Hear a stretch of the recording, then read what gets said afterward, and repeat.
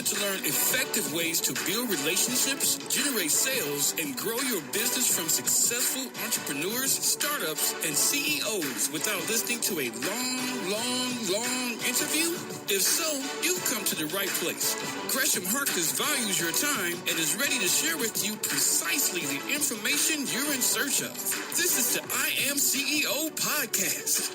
Hello. This is Gresh from the I Am CEO podcast, and I have a very special guest on the show today. I have Calvin Dark of RC Communications. Calvin, it's awesome to have you on the show. Glad to be here. What I wanted to do was just read a little bit more about Calvin so you could hear about all the awesome things that he's doing. And Calvin Dark has built his reputation as a creative branding, media, and communications professional for a diverse group of clients and partners. In 2014, Calvin co-founded RC Communications to help clients find their voices to tell complex stories. Throughout his career, Calvin held several leadership roles where he advised embassies, international organizations, foundations, and multinational corporations on their strategic communication, public affairs, and media outreach. Calvin appears regularly in U.S. and international media as a commentator and analyst on foreign affairs, U.S. politics, current events. Calvin is a graduate of Duke University, a Fulbright scholar to Morocco, and speaks English, French, Spanish, and Arabic. First question I had was to hear a little bit more about your CEO story and what led you to start your business. Well, I think I had always envisioned having my own business simply because I learned a lot from my father, who was an entrepreneur. And one of the things my father taught me from a very early age is that when you do something that you love and you want to put yourself into it, you've got to be your own boss. That's what he always told me. And growing up, he had 2 service stations and a restaurant, did a tourism agency. So he lived what he had said. Now, with my story, I think I always had that in the back of my mind as that would be a goal down the road. But I was more focused on the substance of what I wanted to do, which is international communications, commentary, strategic communications. What ended up happening, which life always throws that in there better than I would have planned, is that I had an opportunity, almost 5 years ago, where I could do what I've had the amazing privilege to do my whole career, but on my own. So I found myself, now an entrepreneur and doing what I love. And I don't think it's any irony that in the rush when I was, doing the paperwork and everything, getting started, ordering business cards, doing all that, when I registered the company, it was within a week of when my father had registered his company name 40 years ago. So I don't think that's big. Yeah, that's pretty awesome. Yeah, that definitely probably is not, it's probably by design, so to speak. Right, exactly. Awesome. Well, like you said, oftentimes, we make plans and things just sometimes kind of happen, but usually they happen for the better and then the grand scheme of things and what it looks like. And it sounds like that happened for you. So I wanted to hear a little bit more about what you're doing with RC Communications. Could you tell us how you're supporting our clients? Yes. Well, RC Communications, we have a really, really interesting story because we're a small team. My co-founder had a background in fundraising and media relations with donors for some, very big national channels. I had an international background where I did communications for several foreign governments. And so we've been able to combine those skills and serve our clients. We have represented heads of state and an opioid treatment center just around the corner. We've represented police departments on the East Coast, on the West Coast, and we've also helped very prominent civil society and non-governmental organizations with their projects. What I think is really interesting about what we provide is that we have amazing flexibility and just a breadth of skills. Because as you can tell from my accent, I'm from North Carolina, we can do things that are very completely American, like police crisis communications. But then the very same day, we'll be doing a media training for a West African country, conducting it all in French. So what our clients get from us is that you never know what you can't pigeonhole us into what we can do. And I think they found that useful and interesting. Yeah, that makes perfect sense. And I was actually going to ask that because it kind of seems like it doesn't matter what type of organization or business you have, you could definitely, benefit from your services. Would that be accurate to say? Yes. And I would say one of the challenges with that, though, and I'm not even complaining about it being a challenge, but it's something you learn around the CEO journey, is that when you do things that are very outwardly one thing, and I mean, say international. So when we represented one of the foreign government in West Africa, people began to think about, oh, when I need something that fits in that box, let's call RC Communications. But like I said, we also work with police departments. We also work with, here in Washington, D.C., various government agencies with the district government. And so one of the challenges is that when people would see the work that we do, they would automatically think, oh, well, they're representing a foreign government. They can't do our work, or vice versa, that we're doing something very domestic, like working with the Opioid Treatment Center. So we can represent a country when they come to the UN. We've done a good job at balancing that in how we describe what we do to our clients, but also in our social media, because we want to make sure that people see we have a very broad breadth of what we can provide. So that's been a challenge, but if that's the kind of challenge you're dealing with, I can't complain. Yeah, there you go. That makes perfect sense. But yeah, like you said, being able to kind of, it seems like we're always kind of educating our clients and our potential clients on what we do and can't do, and not pigeonholing ourselves and what we're capable of doing. So it's great to hear that you guys been able to leverage, social media and other platforms to be able to do that. And you might have touched on this a little bit, but I was going to ask you for what I like to call your secret sauce. And this is your differentiator, what you feel kind of sets you and or your organization apart. I think that one of the things that separates us is our passion, and that we actually love what we do. As a person, I have a really hard time unplugging, because it's very important that I have balance in your life. But the reason is because I don't consider what I do work. Even when it comes to going on vacations, because I love to travel internationally, my last few vacations have been tied into work trips. Not because I don't have an imagination of where I want to go when I'm not working, but it's like, that's the cool part, just going to another country, being a tourist. No, that doesn't really appeal to me. Going because we represent the head of state and I can tack on another few days to go to their beaches. That's my idea of a vacation, so I think I would say that we have passion about what we do, and that because of our size, we're very particular in what we take on. And I know that every company says, you can get the tailored approach. Everybody here is passionate and all of that. It really comes through with us. And I really stress with our clients that, yes, we want your check to clear. That is a high priority, but that's not why we're doing it. That, of course, enables us to have a business. But that when we come into your organization and say, here's our ideas, here's what we want to do, they need to understand that we get up every morning really excited that we have a really cool client. And that we take it personally, whether it's getting them out on social media or getting them prepped for an interview. I don't have children. I think the closest I've come to that is helping somebody do a difficult interview and just like sitting behind, just being so incredibly proud and be like, yes. So I think that's something that we can offer. And being small, I'll say two things about that. Being small, we can offer that in ways that a bigger firm can't, because a bigger firm can't laser focus all their resources on this one client, no matter how great it is. Second part is, when I mentioned about there's the entrepreneurial side of starting a business, but then there's a substance of what you actually like to do. I now realize that while I had great employment situations before where I got to learn how to do the great things I'm doing now, even when I held leadership positions, it wasn't mine. It wasn't my baby. I was a babysitter of it. Now, when it's mine, that passion goes into it, and that's something that we can offer. So that's what I always try to tell clients. Awesome.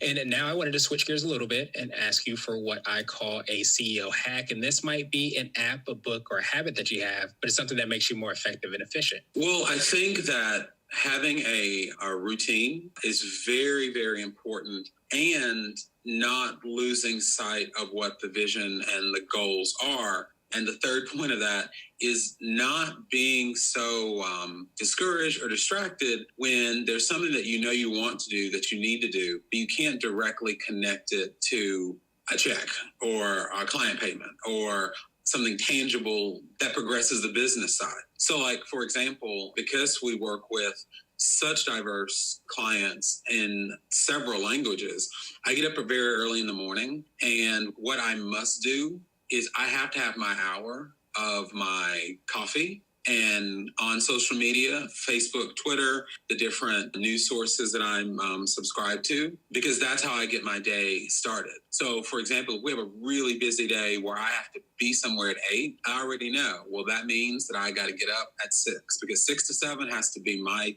time to do it. Now, here's why that's hard. Is when I first started doing that, most people would say, well, if you have the luxury of looking at Facebook for 30 minutes in the morning, kudos to you, but that's not like work. Or, doing some of the other things that aren't directly for a client. I felt guilty because I said, I need to be doing things that I can draw a direct line between what I'm doing and money. But what I realized is that those things help you for the future. And when I say looking at Facebook as part of my morning ritual, it's because I would say that 25% of either leads or things we can put out on social media or things that we can pursue, I see references to on social media, and entrepreneurs always have to be looking ahead. That's the hardest thing about this is that, light bills come due, and they don't care about your 5-year plan, your 5-week plan. It's due when it's due. So it would be fake for me to say, can't deal with that little stuff because you have to. But the balance with that is you can't just be about that when you start in the morning, because what you do today, those things like, for example, the routine in the morning and doing things that promote our company, like writing op-eds and, focusing on our social media, not just for our clients, those are things that are going to help us down the road. And what helped me to see that is if I look at some of the things I was doing a year ago, some of the things we're doing today wouldn't have been possible had I not laid that groundwork. So I guess my hack would be find the way that you need to get started and don't be so hard on yourself when there's something you need to do and you need to prepare. Don't feel guilty that, it doesn't pay this bill that's due tomorrow. Find that balance, because in the long run, it's those things that you can't necessarily quantify that are going to make a business successful. And now I wanted to ask you for what I call a CEO nugget. And this is a word of wisdom or piece of advice, or if you can hop into a time machine, what would you tell your younger business self? I would tell my younger business self that don't be overwhelmed by the intensity of the moment and to not get frustrated when you can't see past a particular circumstance. I'm not being Pollyanna when I say it's all going to work out. It's not that simple. But a lot of times in the moment, the things you're dealing with, sometimes it can be financial. Sometimes it can be just, you do something for a client and they don't like it. And then, you're up all night like, maybe this isn't what I'm cut out for. Maybe I just made the wrong decision. My life is a mess. You're going to have those moments. And what I would tell myself then is ride those out. And I'm fortunate that I had a lot of great people in my life who told me some version of that as I was starting this journey, but I would just reinforce that, because I think young entrepreneurs and what I've learned, and I would tell myself, is that the things that you experience and your fears, 99% of the time, they're real. I mean, it's not like you're making it up or you're being dramatic and making them bigger than they are. However, they do not define you. And I have days, which I'm sure everybody does, where I'm just like, you know what? Maybe I just need to start from scratch and just do something else. And I always laugh and remind myself, there will be no life decisions made in a day on what I'm feeling in that moment. And so that's something that I was told before I started, but I would go back and reiterate that. Just chill out. It's going to be fine. And now I wanted to ask you my absolute favorite question, which is the definition of what it means to be a CEO. And we're hoping to have different quote unquote CEOs on the show. So Calvin, I wanted to ask you, what does being a CEO mean to you? It means being able to do what you love and answering to yourself. Not everybody's cut out for that. Not everybody wants it. But when you're doing what is your passion, what is literally what you're made of in your heart, I don't care how great of a working environment you have when you're working for somebody else, you're always doing it for them. Now, in an ideal employment situation, they will allow you the space to be creative and to take ownership. And that works great sometimes, and it's great for some people. But what being a CEO means to me is that I don't have to ask someone above me, it's just me and my business partners. I don't have to ask for somebody above me my approval. And in those proud moments, when we get to brag about the good things that we do, I don't have to do it on behalf of anybody else. It sounds trite, but it is so true. The buck stops here.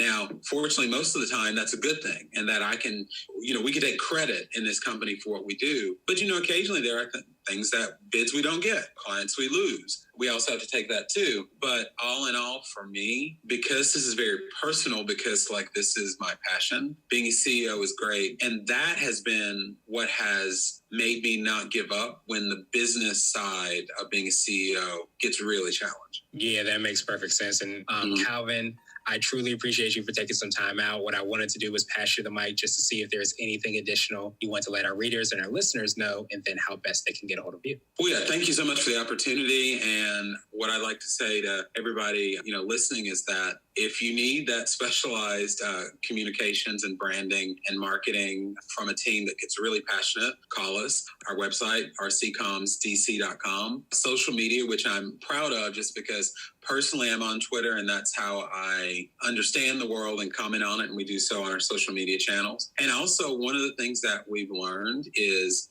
we worked with big companies. We worked with countries that have huge PR marketing budgets. And so when there's something that we could provide, money's not so much the issue for them because they have the bandwidth. But if you're a small business, or let's say you're building your own brand and you have an interview opportunity, but you need media coaching and training, that's something that we've decided, while that's wrapped up usually into our bigger projects, we're going to offer that as a one-off. Because one of my favorite parts, because like I said, I like being behind the camera saying, yes, they're doing it. So I would encourage folks to go to our website, rccomsdc.com. They can find out more information about, say you're not ready for your venture to hire a communications or PR firm, but you want something very discreet, specific. We can do that. And with the blessing of technology, we can do it from anywhere around the world and it still be effective. Yeah, that makes perfect sense. And that's definitely a great reminder. So Calvin, truly appreciate you. We'll make sure to have those links in the show notes just so that anybody can follow up with you. And I love what you're doing. And I hope you have a phenomenal rest of the day. Okay, you too. Thanks a lot.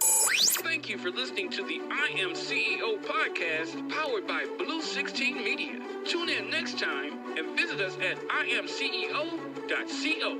I Am CEO is not just a phrase, it's a community. Be sure to follow us on social media and subscribe to our podcast on iTunes, Google Play, and everywhere you listen to podcasts. Subscribe and leave us a 5-star rating. Grab CEO Gear at www.ceogear.co. This has been the I Am CEO podcast with Gresham Harkless. Thank you for listening.